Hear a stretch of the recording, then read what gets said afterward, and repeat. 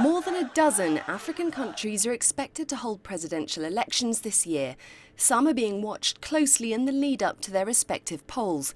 15 million Ugandans are expected to cast their vote in February. Incumbent Yoweri Museveni will have been at the helm for 30 years, making him the continent's fifth longest-serving president. He'll be running against former ally and Prime Minister Amama Mbabazi. Working in Museveni's favour, a divided opposition and the failure to push through proposed electoral reforms. However, voter apathy could mar the Ugandan election.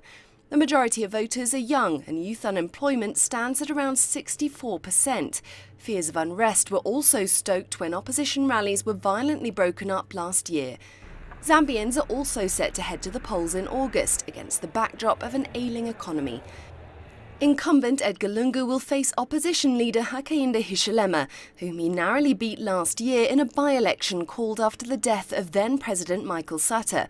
Lungu's government is grappling with an energy crisis and significant budget deficit.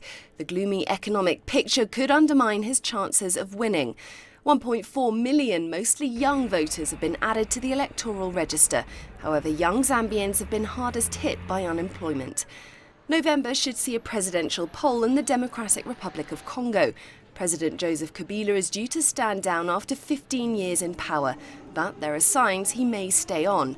The opposition party has already broken off negotiations with the government about conditions for a national dialogue on the electoral process.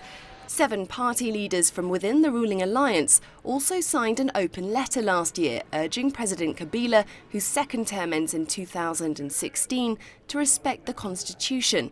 They were later expelled from government.